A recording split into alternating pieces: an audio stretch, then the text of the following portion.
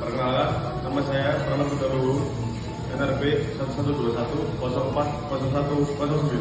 Perkenalkan, saya Salwasani Alika, NRP 1120-40089. Perkenalkan, nama saya Siti Aisyah, NRP 1123040191. Prinsip yang pertama, orang menghadapi masalah trade-off. Trade-off adalah pertukaran kondisi atau konsekuensi dari sebab akibat.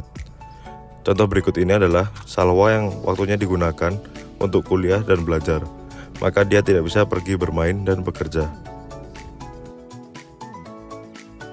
Prinsip yang kedua, biaya adalah apa yang dikorbankan untuk memperoleh sesuatu. Contoh, Dian yang dari Ponorogo yang memutuskan untuk lanjut kuliah di PPNS Surabaya. Opportunity cost-nya adalah biaya untuk kuliah dan biaya hidup di Surabaya. Prinsip yang ketiga, orang yang rasional berpikir dengan konsep marginal. Contoh, Rio karyawan yang mengambil keputusan untuk memperpanjang kontrak kerja. Dengan ia mengajukan perpanjangan kontrak, maka ia akan mendapatkan keuntungan berupa kenaikan gaji dan jabatan. Prinsip yang keempat, orang memberikan reaksi terhadap insentif. Contoh, ketika harga bensin naik, maka akan terjadi lonjakan inflasi sejumlah daerah seperti naiknya perubahan sosial bahan-bahan pokok. Prinsip yang kelima, perdagangan menguntungkan semua pihak. Contoh, pedagang bakso di PPNS dan mahasiswa PPNS. Karena harganya yang murah meriah, banyak dibeli mahasiswa PPNS. Saling menguntungkan semua pihak karena harganya yang murah, mahasiswa jadi hemat dan pedagang pun jadi laris. Prinsip yang keenam, pasar biasanya adalah tempat yang baik untuk mengatur kegiatan ekonomi.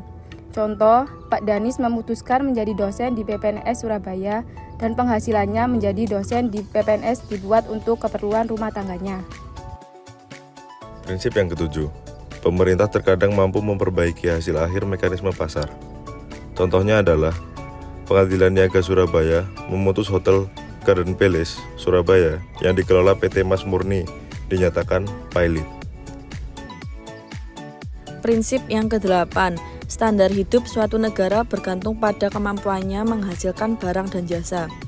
Produktivitas adalah jumlah barang yang dihasilkan dari setiap jam waktu.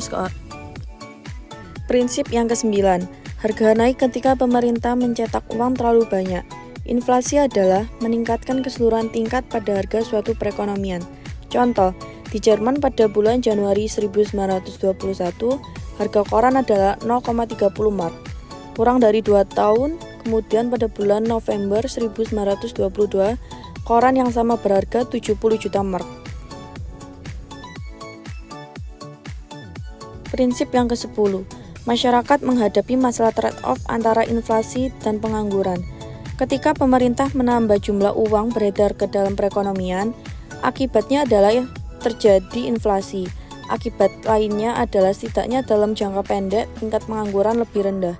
Contoh, suatu kebijakan yang dibuat untuk mengurangi inflasi akan meningkatkan tingkat pengangguran. Kesimpulan prinsip ekonomi merupakan panduan dasar yang digunakan dalam ilmu ekonomi untuk mengambil keputusan ekonomi. Prinsip utama ekonomi meliputi: yang pertama, prinsip keterbatasan sumber daya; yang kedua, prinsip pengorbanan; yang ketiga, prinsip permintaan dan penawaran; yang keempat, prinsip manfaat marginal; yang kelima, prinsip efisiensi dan distribusi; yang keenam, prinsip interdependensi global. Beberapa prinsip dasar ekonomi yang membantu individu, perusahaan, dan pemerintahan membuat keputusan ekonomi yang lebih baik. Soal dan aplikasi bab 1 nomor 13. Dalam hal apa standar hidup Anda berbeda dengan standar hidup orang tua Anda atau kakek Anda pada saat mereka seusia Anda? Mengapa perubahan ini dapat terjadi? Perubahan terjadi sesuai berjalannya zaman.